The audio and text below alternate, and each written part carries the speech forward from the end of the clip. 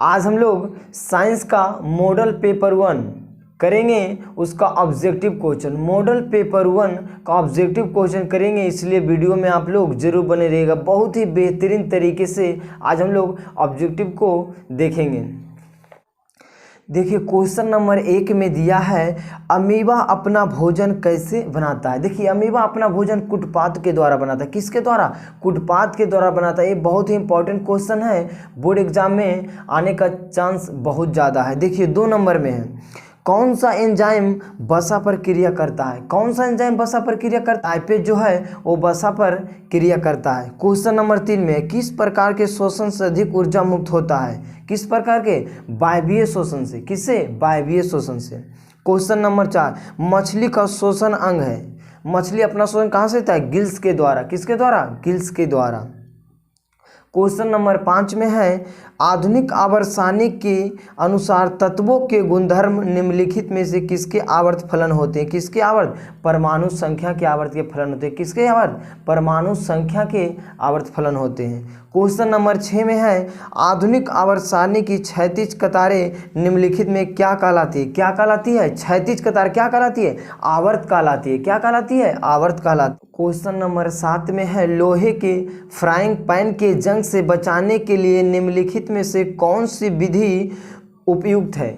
इसमें 4 ऑप्शन दिया है, ग्रीक लगाकर, पेंट लगाकर, जिंक की परत चढ़ाकर और इनमें से सभी। तो इनमें से बचाने के लिए चारों का उपयोग किया जाता है, ग्रीक लगाकर भी, पेंट लगाकर भी और जिंक की परत चढ़ाकर भी। ठीक। क्वेश्चन नंबर 8 में है निम्नलिखित में से किस धातु को चाकू से आसानी से काटा जा सकता है। आप लोग जानते होंगे किस धातु को? सोडियम को। Na सोडियम को चाकू से आसानी से काटा जा सकता है। देखिए क्वेश्चन नंबर 9 में है निम्नलिखित में से कौन से गैस चूने को पानी को दूधिया कर देता है। गैस चूने के पानी को दूधिया कौन सी गैस करता है? Carbon dioxide, CO2। याद रखिएगा, दूधिया कर देता है कार्बन डाइऑक्साइड। देखिए 10 नंबर में टारटैरिक अम्ल निम्नलिखित में से किसमें पाया जाता है। टारटैरिक अम्ल किसमें पाया जाता है? जानते होंगे इमली में पाया जाता है। किसमें? इमली में पाया जाता है। और 11 में है जिप्सम का रासायनिक सूत्र। जिप्सम का रासायनिक सूत्र होता है CaSO4 2H2O। CaSO4 × 2H2O gypsum का रासायनिक सूत्र होता है। याद रखिएगा, बहुत ही इंपॉर्टेंट क्वेश्चन है। क्वेश्चन नंबर 12 में कह रहा है जिंक तथा सल्फ्यूरिक अम्ल के बीच अभिक्रिया से निम्नलिखित में कौन सी गैस निकलती है। जिंक और सल्फ्यूरिक अम्ल, जिंक का सूत्र होता है Zn प्लस सल्फ्यूरिक अम्ल SO4। जब अभिक्रिया करेगा तो कौन सी गैस निकलेगा? H2 निकलेगा। कौन सी? H2 निकलेगा। क्वेश्चन नंबर 13 में है विद्युत प्रतिरोधकता का एसआई मात्रक क्या होता है। विद्युत प्रतिरोधकता का एसआई मात्रक ओम मीटर होता है। याद रखिएगा, ये भी बहुत इंपॉर्टेंट क्वेश्चन है, ओम मीटर होता है। 14 में है निम्नलिखित में से कौन सा विद्युत का सबसे अच्छा चालक है। 4 ऑप्शन है, ध्यान दीजिएगा, चांदी है, लोहा है, नाइक्रोम है, रबर है सब विद्युत का चालक ही है। चारों जो ऑप्शन में है वो विद्युत का चालक है, लेकिन कह रहा है सबसे अच्छा चालक इसमें कौन हो जाएगा? चांदी हो जाएगा।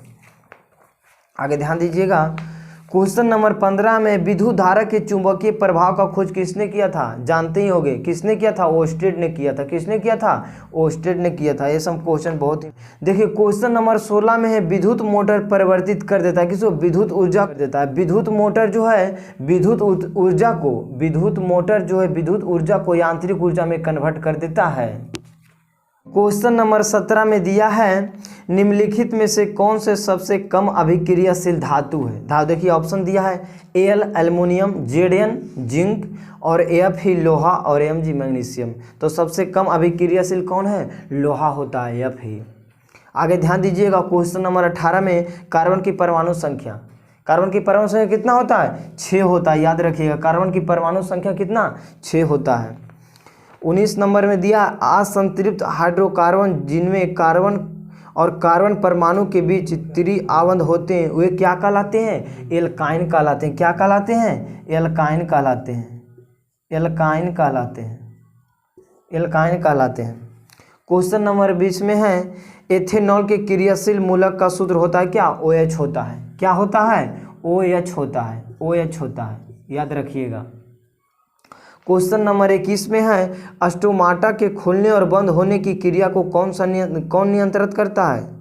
देखिए क्वेश्चन नंबर 21 में दिया है स्टोमाटा के खुलने और बंद होने की क्रिया को कौन नियंत्रित करता है। कौन नियंत्रित करता है? द्वार कोशिका नियंत्रित करता है। द्वार कोशिकाएं नियंत्रित करता है।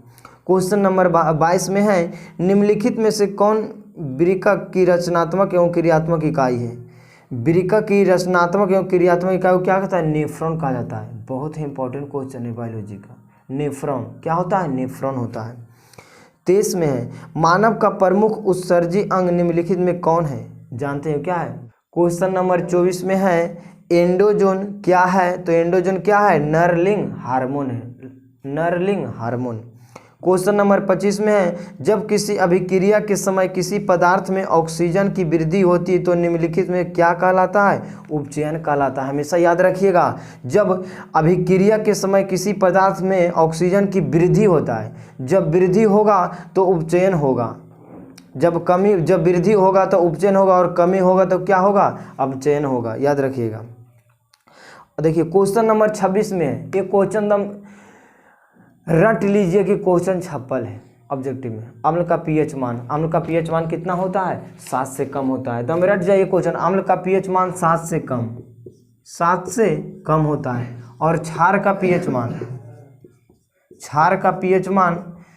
7 से अधिक होता है। 7 से क्या होता है? अधिक होता है। अम्ल का पीएच मान 7 से कम और क्षार का पीएच मान 7 से अधिक होता है। अगला क्वेश्चन है धोने वाला सोडा का रासायनिक सूत्र। बहुत ही इंपॉर्टेंट है। धोने वाला सोडा का रासायनिक सूत्र Na2CO3 × 10H2O। क्या होता है? 10H2O। Na2CO3 × 10H2O होता है। याद रखिएगा। 28 नंबर में है मधुमक्खी का डंक एक अम्ल छोड़ता है जिसके कारण दर्द एवं जलन का अनुभव होता है। यह अम्ल क्या होता है? मेथेनाइक अम्ल होता है। क्या होता है? मेथेनाइक अम्ल होता है। क्या होता है? मेथेनाइक अम्ल होता है। क्वेश्चन नंबर 29 में आयोडीन की कमी से कौन सा रोग होता है? ये सब लोग जानते हैं। क्या होता है? घेंघा। क्वेश्चन नंबर 30 में है निम्नलिखित में से कौन प्यूटरी ग्रंथि से निकलने वाला हार्मोन है? वृद्धि हार्मोन। याद रखिएगा, वृद्धि हार्मोन होता है। 31 में अमीबा में अलैंगिक जनन किस विधि द्वारा होता है? दम इंपॉर्टेंट क्वेश्चन है, कन्फर्म है, छप्पल है, विखंडन द्वारा। याद रखिएगा। अमीबा में जो अलैंगिक जनन होता है विखंडन के द्वारा होता है। किसके द्वारा? विखंडन के द्वारा होता है। याद रखिएगा। 32 में फूल का कौन सा भाग फल में बदलता है? याद रखिएगा, पुंकेसर होता है। क्या होता है? पुंकेसर होता है। क्वेश्चन नंबर 33 में है निम्नलिखित में से कौन सा नेत्र का रंगीन भाग होता है? किसका रंगीन भाग होता है? परितारिका का होता है। किसका? परितारिका का होता है। क्वेश्चन नंबर 35 में है वायुमंडलीय में प्रकाश के किस वर्ण का परिकिरण अधिक होता है? किस रंग का? नीला रंग का परिकिरण सबसे अधिक होता है। याद रखिएगा, नीला रंग का। क्वेश्चन नंबर 37 में है जब पश्चिम की ओर प्रक्षेपित कोई धनावेशित कण अल्फा कण किसी चुंबकीय क्षेत्र द्वारा उत्तर की ओर विक्षेपित हो जाता है तो चुंबकीय क्षेत्र की दिशा होगी अधोमुखी होता है। अधोमुखी होता है। क्वेश्चन नंबर 38 में है हमारे घरों में जो विद्युत आपूर्ति की जाती है वह 220 वोल्ट पर क्या होता है? प्रतिवर्ती धारा होता है। क्वेश्चन नंबर 19 में है गर्म जल प्राप्ति करने के लिए हम सौर जल तापक का उपयोग किस दिन नहीं कर सकते? किस दिन नहीं कर सकते हैं? बादलों के दिन नहीं कर सकते हैं। क्वेश्चन नंबर 40 में है निम्नलिखित में से कौन सा ऊर्जा स्रोत और ऊर्जा के व्युत्पत्ति नहीं है? निम्नलिखित में से कौन सा ऊर्जा स्रोत और ऊर्जा का व्युत्पत्ति नहीं है? भूतापीय ऊर्जा होता है, विद्युत नहीं होता है। क्वेश्चन नंबर 41 में दर्पण के सामने किसी भी दूरी पर स्थित वस्तु का प्रतिबिंब सीधा प्रतीत हुआ दर्पण होता है कौन? या तो समतल होगा या तो उत्तल। क्वेश्चन नंबर 42 में है किसी कार का अग्रदीप मतलब अगला भाग में प्रयुक्त दर्पण निम्नलिखित में कौन सा होता है? अवतल होता है। अगला भाग में जो होता है दर्पण कौन सा होता है? अवतल दर्पण होता है। क्वेश्चन नंबर 43 में है निम्नलिखित में से किसका अपवर्तनांक सबसे अधिक होता है? किसका अपवर्तनांक? याद रखिएगा, बहुत ही इंपॉर्टेंट क्वेश्चन है। हीरा का होता है। किसका? हीरा का होता है। हीरा का अपवर्तनांक सबसे अधिक होता है। याद रखिएगा।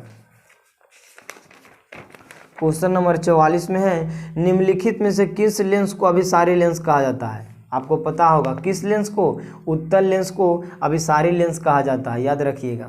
क्वेश्चन नंबर 45 में है, निम्नलिखित में से कौन उभयलिंगी है? उभयलिंग केचुआ है, मेढक है, कछुआ है, मछली है। तो उभयलिंग कौन है? केचुआ है, याद रखिएगा। मेंडल ने अपने प्रयोग के लिए किस पौधे का चुना था? याद होगा किसको चुना था? मटर को चुना था। किस पौधे का चयन किया था? मटर का किया था।